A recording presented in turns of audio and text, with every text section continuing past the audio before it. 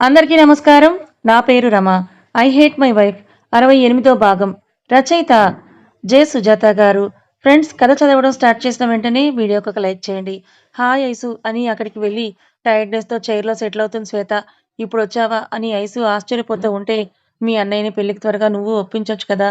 నేను కూడా త్వరగా ఒక ఇద్దరిని కనేసి నీలా వాళ్ళకి ఇలా స్నానం చేయిస్తూ ఇలా అన్నం తినిపించుకుంటూ ఆఫీస్ నుంచి వచ్చే మీ అన్నయ్య కోసం ఎదురు చూస్తూ కూర్చుంటా. అబ్బో, ముందు మా అన్నయ్య కోపం పోగొట్టే పని చూడు. నాలా మాటలకు కరగడు మా అన్నయ్య. మాటలు ఎంత పొదుపుగా వాడతాడో మనిషి మీద ఉన్న కోపాన్ని కూడా మనసులో అలాగే మోస్తాడు మర్చిపోకుండా. మరి అలా బయట పెట్టకు ఐసు. మీ అన్నయ్య కోపిష్టి అని నాకు తెలుసులే. ఒకసారి దగ్గరికొస్తే ఏవో నాకు తగ్గ ప్లాన్స్ నేను వేసుకొని నా పాటలేవో నేను పడతాను.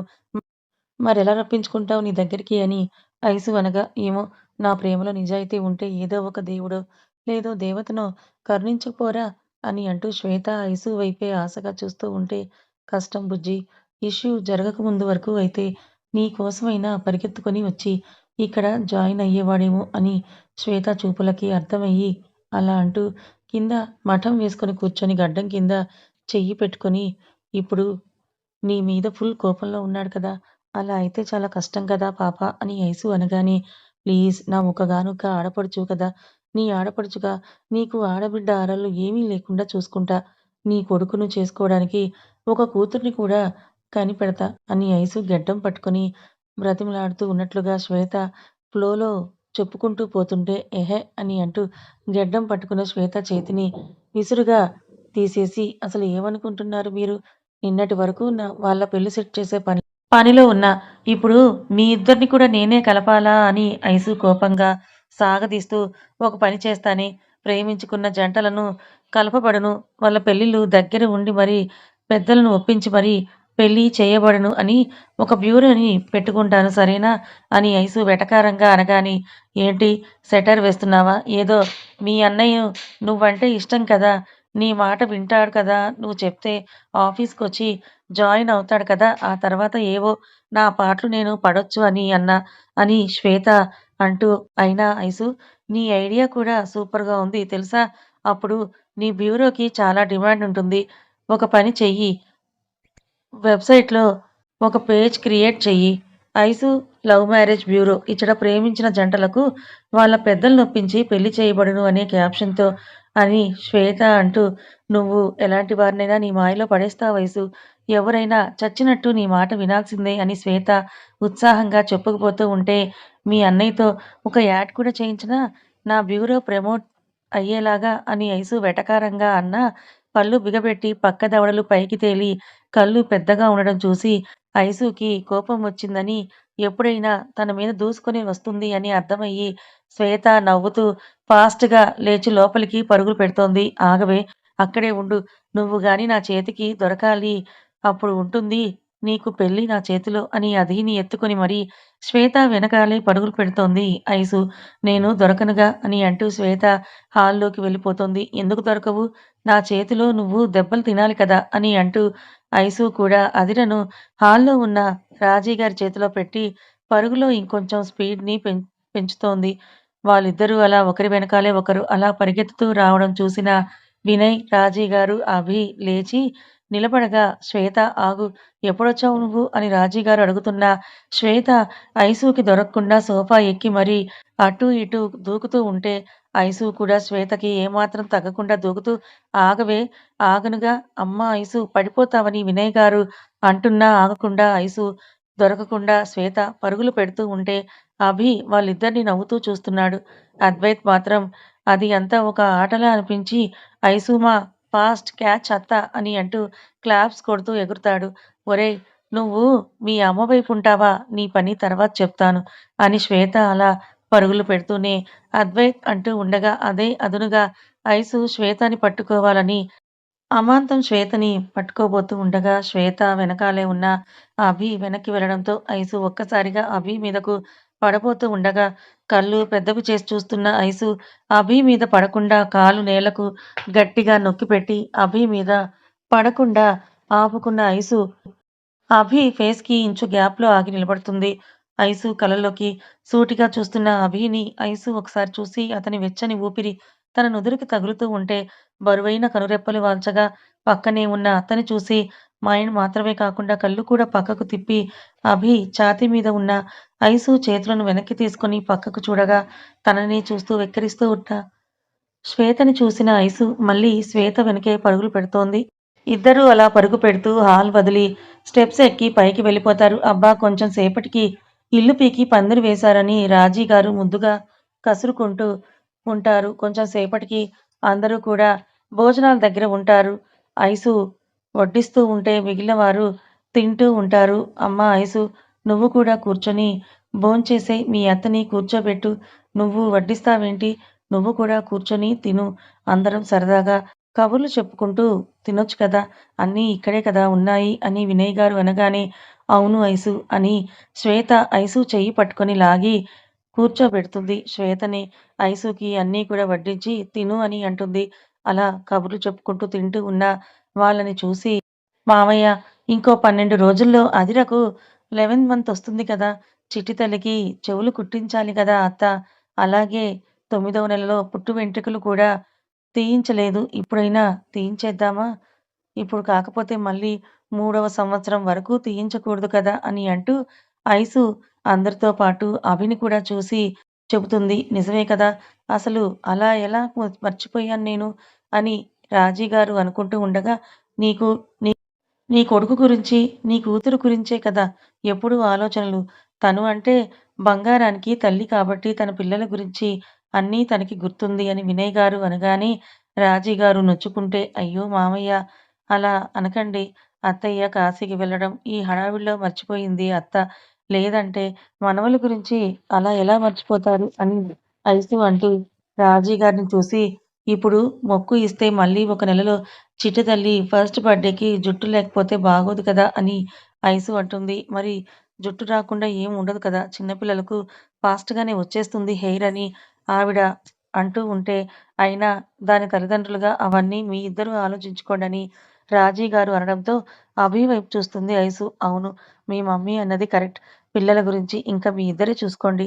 పెద్దవాళ్ళుగా వచ్చి ఆశీర్వదిస్తామని వినయ్ గారు కూడా అంటారు. తన వైపే చూస్తూ ఉన్న అభి మనం ఆలోచిద్దాంలే అని ఐసుతో అన్న అభి మైండ్‌లో వేరే ఆలోచనలు రన్ అవుతాయి. సరే అయితే నాన్నకి ఫోన్ చేసి మన ఊళ్ళో పంతులు గారితో చెవులు కుట్టించడానికి ముహూర్తం పెట్టించమని అంటాను అని ఐసు అంటూ అన్నయ్య చేతుల మీదుగానే చిట్టి తల్లికి చెవులు కుట్టించాలి కదా అత్త! ఇద్దరికీ ఫోన్ చేసి చెబుతా అని అంటూ ఐసు అనగానే శ్వేత ఫేస్‌లో హ్యాపీనెస్‌తో కూడిన చిరునవ్వు రాగా చెల్లెలి ఫేస్‌లో చూసిన బ్రైట్‌నెస్‌కి అభికి కొత్త డౌట్స్ పుట్టుకొస్తాయి. రూమ్‌లోకొచ్చిన అభి తన ఫోన్ నాన్ స్టాప్‌గా రింగ్ అవుతూ ఉంటే సైలెంట్‌లో ఉన్న వైబ్రేషన్‌కి పడుకున్న పిల్లలు ఎక్కడ లేస్తారు అని ఫాస్ట్‌గా వచ్చి టేబుల్‌పై ఉన్న ఫోన్ తీసుకొని బాల్కనీలోకి వెళ్లి లిఫ్ట్ చేస్తాడు. రేయ్! ఏం కొంపలు మునిగిపోతున్నాయని ఇలా నాన్ స్టాప్‌గా కాల్ చేస్తున్నావని అభి అరవగా లిఫ్ట్ చేశావా? అదే నువ్వు ఎక్కడ రొమాన్స్ మూడ్‌లో ఉండి నా ఫోన్ సౌండ్ కూడా వినిపించడం లేదేమో అని నీకు వినిపించాలి అని అలా చేస్తున్నాన్రా అని విజయ్ నవ్వుతూ అనగా చస్తావ్ దగ్గరికి వచ్చానంటే నవ్వకు మ్యాటర్ తెలిసి కూడా కుల్లి జోక్స్ వేసి నవ్వావు అంటే మొహం పగిలిపోద్ది. ఇంతకు మ్యాటర్ ఏంటో చెప్పు అని అభి విసుగ్గా అనగా మనం గెస్ చేసింది కరెక్టే. ఆ తాన్య నువ్వనుకున్నట్టుగానే నైనా మనిషి. ఇద్దరూ ఈ మధ్య ఎక్కువగా కలుస్తున్నారని విశ్వసనీయ వర్గాల సమాచారం అని విజయ్ అనగానే, సరే వాళ్ళ ఇద్దరి మీద స్పై ఉంచు అని అభి అంటూ ఇద్దరి కొంచెంసేపు దాని గురించే మాట్లాడుకొని, విజయ్ రేపు నువ్వొకసారి ఇంటికి రారా! నువ్వు నాకు ఇంకొక ఇన్ఫర్మేషన్‌ని కూడా ఇవ్వాలి అని అంటూ అభి అనగానే ఏం ఇన్ఫర్మేషన్ రా? నేనింకా ఏ అమ్మాయిని సెలెక్ట్ కూడా చేసుకోలేదే! నీకు కన్ఫర్మేషన్ ఇవ్వడానికి అని విజయ్ అనగానే ఏడ్చావులే రేపు టిఫిన్‌కి ఇక్కడికొచ్చేయ్ అని బాయ్ అని ఫోన్ కట్ చేసి నా పిల్లల జోలికి నువ్వు మళ్ళీ రావాలని అనుకోకు నైనా. అయినా నువ్వలా రావాలి అనే ఆలోచన కూడా నీకు రాకుండా నేను ఒక నిర్ణయం తీసుకున్నాను అని అనుకుంటూ ఏదో ఆలోచిస్తూ ఉన్న అవి ఇద్దరూ కలిసి ఇంకా దేని గురించి మీటింగ్‌లు పెట్టి మరీ డిస్కషన్ అని ఆలోచిస్తూ ఉన్న అభి మైండ్‌కి ఏదో స్ట్రక్ అయ్యి అది నిజమని తెలియాలి. అప్పుడు మీ ఇద్దరి పని చెప్తా అని కోపంగా పిడికిలి బిగించి అప్పటికే చాలా టైం అవ్వడంతో లోపలికి వెళ్ళిపోతాడు.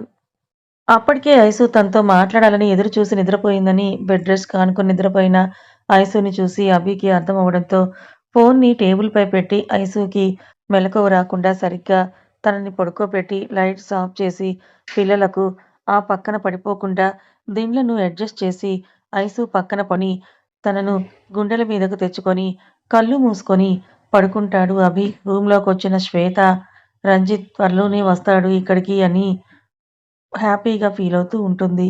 రంజిత్‌ని తలుచుకుంటూ, ఆ రోజు జరిగిన గొడవని తలుచుకుంటూ తనని వాళ్ళు బలవంతం చేశారు అన్న విషయం తెలియగానే రంజిత్ ఫేస్‌లో కనిపించిన కోపంతో పాటు శ్వేతకి ఏమైనా అయ్యుంటే అన్న టెన్షనే ఎక్కువగా కనిపించడం, తన మీద రంజిత్ చూపించిన కేర్ ఇవన్నీ కూడా తలుచుకుంటూ అదే టైంలో తను కోపంలో రంజిత్‌ని అన్న మాటలు ఇవన్నీ కూడా తలుచుకుంటూ కళ్ళు మూసుకొని సారీ అని చిన్నగా అనుకుంటూ ఫోన్ తీసుకొని రంజిత్‌కి కాల్ చేస్తుంది. మళ్ళీ అదే ఎంగేజ్ టోన్ రావడంతో ఉప్చ్! నా నంబర్‌ని బ్లాక్‌లో నుంచి తీయవా? అంత కోపం ఏంటి బాబు నీకు? నా మీద పిలిస్తే వచ్చేస్తుంది. ముక్కు మీద కోపం అబ్బాయికి అని అంటూ రంజిత్ గురించి ఆలోచిస్తూ ఆ నైట్ నిద్రకు దూరమవుతుంది. ఉదయమే లేచిన ఐసు పైకి లేవబోతూ తనని ఏదో గట్టిగా పట్టుకున్నట్టుగా అనిపించడంతో తల పైకెత్తి చూసిన ఐసుకి తను అభి గుండెలపై ఉన్నట్టుగా గుర్తుంచి నేను రాత్రి ఇక్కడ పడుకోలేదు కదా అని ఆలోచిస్తూ రాత్రి తనతో మాట్లాడాలని చూసి చూసి నిద్రపోవడం గుర్తొచ్చి తనని చుట్టుకున్న చేతులను విడిపించుకోవాలని ట్రై చేస్తుంది. అటు ఇటు ఎంత లాగినా కూడా అభి టైట్‌గా పట్టుకోవడంతో దూరం జరగలేక ఇబ్బంది పడుతూ ఉన్న ఐసుని అభి వైపు చూస్తూ నేను మీతో మాట్లాడాలి అని ఇలా చేస్తున్నారు కదా? అవును. మీరు లేచే ఉన్నారా? అని కళ్ళు పెద్దవి చేసి కోపంగా అడుగుతుంది ఐసు. ఇప్పుడే మెలకువ వచ్చింది ఐసు. కొంచెం సేపు పడుకోనివ్వు అని అభి స్లీపీ వాయిస్‌తో అనగా మీరు కూడా పడుకోండి. ఎవరూ వద్దు అన్నారు కదా! కానీ నన్ను వదలండి. నేను లేవాలని గింజుకుంటున్న ఐసుని అభి కళ్ళు తెరిచి చూస్తూ నేను చేతులు ఓపెన్ చేయాలి అంటే నువ్వు ఎప్పట్లా అభి గారు ప్లీజ్ చేతులు తీయండి అని అడుగు. అప్పుడు వదులుతా అని అంటాడు. ఆహా! తోటకూర కట్టేం కాదు. నాకు నీ మీద కోపంగా ఉంది. నేనలా పిలవను. సారీ చెప్పాను కదే! అబ్బో! ఫోన్‌లో మెసేజ్‌లు పెట్టి సారీ చెప్తే అయిపోతుందా? మీ మీద నా కోపం తారాస్థాయిలో ఉంది. అంత ఈజీగా పోదు. ఫోన్ కాదు ఐసు. నేను ఫారిన్ వెళ్ళేటప్పుడే చెప్పాను కదా! అభి అనగానే ఐసుకి ఆ రోజు అభి అందరిలో బుగ్గ మీద ముద్దు పెట్టి చెప్పడం గుర్తుకొచ్చి ఐసు బుగ్గలు ఎర్రని మందారాలవుతాయి. అది చూసిన అభి మళ్ళీ బుగ్గల మీద ముద్దు పెడతాడు. ఐసు ఒక్కసారిగా అభిని కోపంగా చూసేసరికి అదే ఐసు ఆ రోజు ఇలాగే కదా ముద్దు పెట్టానని అంటాడు అభి. ముందు మీరు చేతులు వదలండి.